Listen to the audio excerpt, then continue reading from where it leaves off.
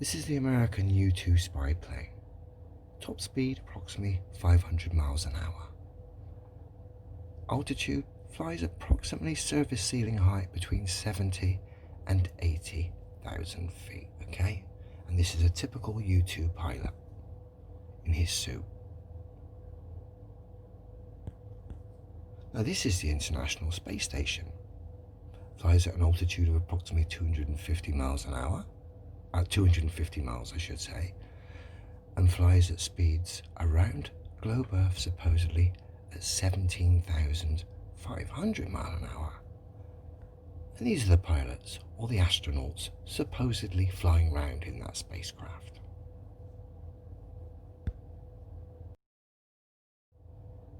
Here we're going to listen to a short clip of this chap explaining what would happen if the U-2 lost cabin pressure. And of course, that is why they wear these suits. So let's have a quick listen to this fella. If by instance they were flying at the altitudes that they fly at and they were to open their helmet up to like scratch their nose, if at that instant they were to lose cabin pressure, the blood in their body would instantaneously boil and be instantaneous death. Yeah, that wouldn't be too clever, me old mate. So if you're doing 400 to 500 mile an hour at a surface ceiling height of 70 to 80,000 feet and you lose cabin pressure, your blood would boil instantly unless you've got one of those protective suits on that the U-2 pilots wear. But strangely enough, if you're supposedly travelling 17,500 miles an hour on a gigantic space station around a ball, 240 miles higher up than the U-2 plane. And if you get a leak then, strangely enough, it's not such a big deal.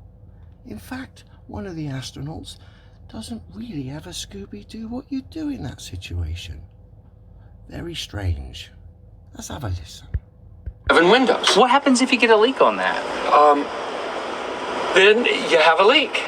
You just have a leak. And what you would do is... lose air. Yeah, you would probably seal the whole cupola off.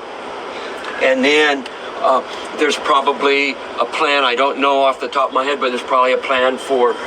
So you've been in space, on a space station, but you were totally unaware that there was a plan or there's a strategy in place to deal with leaks. Bearing in mind the U-2 spy plane pilot who flies at an altitude of 78 to 80,000 feet, if he gets a leak and he's not wearing a suit, his blood boils instantly. And of course he's fully aware of that, which is why he wears his suit. He's not allowed to lift his visor up to even scratch his nose. But strangely enough, an astronaut that travels at 17,500 miles an hour in a spacecraft 240 miles higher up hasn't got a Scooby-Doo about procedures, doesn't wear a protective suit, and doesn't even know if there's a plan in place to fix that. You see, this is real. This is real life. Okay?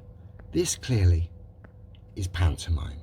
And the only reason they do what they do on the supposed space station is we get to see their faces and all that. It would be pretty boring wearing the silly suits, which is why you get the contradiction. It's literally a pantomime, folks, this ISS. No one doubts something flies across the sky. No one doubts that. But that's clearly not a space station flying around a ball, because globe Earth is scientifically impossible. And I've just shown you how absurd all of this is by comparing real life stuff, U-2 and their safety precautions, to supposed ISS. And their safety precautions and their astronaut Don Pettis didn't even have a Scooby-Doo. No offense. You want to believe idiots, astrodames and pantomime artists, again, you carry on. I stick to common sense, logic and the things that are demonstrably true. And as a result of that, I know the globe to be scientifically impossible. And as a result of that, I know the International Space Station in the way it is portrayed upon our screens, i.e. a gigantic station going around a ball. I know that is scientifically impossible. And you only have to compare real life things like the U-2 spy plane to the ISS, and to work it out, it doesn't really take a rocket scientist or a firework display expert, whatever one you choose. It doesn't. This is real. This is nonsense. High order nonsense. I mean, look at the amount of spacewalks they do supposedly each year. Each time that U-2 spy plane comes down after its sort of longest sortie, would be 12 hours, it goes through a full maintenance program. But the ISS, look how many spacewalks they do. There's only been 232 in its existence. I think this was up to early 2020, okay? So there's obviously been a few since. But the figures just, it doesn't match reality. It doesn't make any sense whatsoever. The U-2 procedures highlight the absurdity of the International Space Station and their procedures, thanks to Don Pettis. It's obvious.